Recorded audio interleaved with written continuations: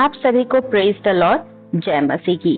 आज हम सीखेंगे आत्मा के 9 फल के बारे में, जो हमें मिलेगा गलातियों 5वां अध्याय उसका 22 से 23 पद में, जहाँ लिखा है, पर आत्मा का फल प्रेम, आनंद, शांति, धीरज और दया, भलाई, विश्वास, नम्रता और संयम है।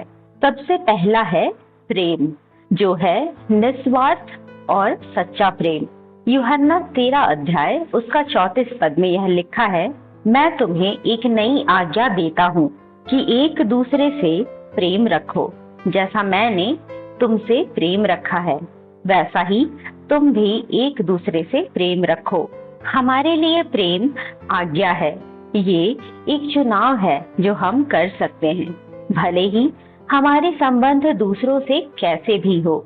उन परिस्थितियों के बावजूद हम दूसरों से प्रेम रखना सीखें, और यही परमेश्वर हमसे चाहते हैं।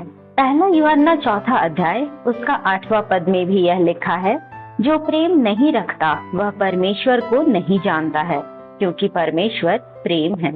और पहला कुरिन्थियों 13 अध्याय में प्रेम के बारे में जानेंगे कि प्रेम कैसा है, जिसमें यह लिखा है कि प्रेम धीरजवंत है और कृपालु है।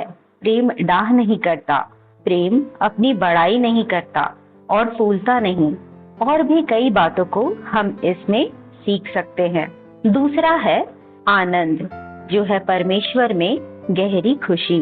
आनंद उस खुशी से जो हमें इस संसार में मिलता है उससे अलग है। ये हमें यीशु मसीह पर भरोसा करने से मिलता है, तब जब हम उसके निकट रहते हैं और उस पर आशा रखते हैं।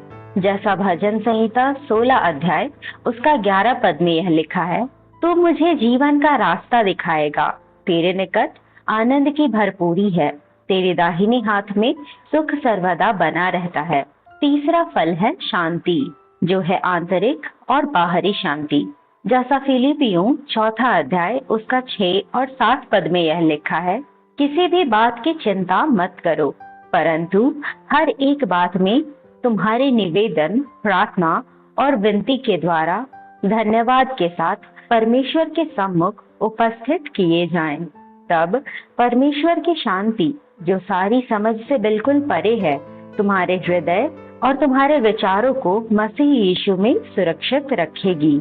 यह वो शांति है जो यीशु मसीह हमें देता है जब हम उसकी उपस्थिति में होते हैं और उसके साथ संगति करते हैं, और उसकी शांति के द्वारा हम हर परिस्थिति में परमेश्वर पर विश्वास करना सीखते हैं। चौथा फल है धीरज, जो है कठिनाइयों में धैर्य रखना। धीरज का अर्थ है मुश्किल परिस्थिति में भी विश्वास और आशा के साथ यीशु में स्थिर रहना। जैसा मत्ती 24 अध्याय उसका 13 पद में यह लिखा है, परंतु जो अंत तक धीरज धरे रहेगा उसी का उद्धार होगा। धीरज हमें आत्मिक रीति से बढ़ने में मदद करती है, हमारे विश्वास को बढ़ाती है और हमें परमेश्वर के और करीब लाती है। 5वां फल है कृपा, जो है दया और दयालुता का भाव। कृपा का अर्थ दया या माफी या अनुग्रह हम समझ सकते हैं। जब हम यीशु पर विश्वास करते हैं, तब परमेश्वर की दया से हम यीशु में अपने पापों से आजादी को पाते हैं।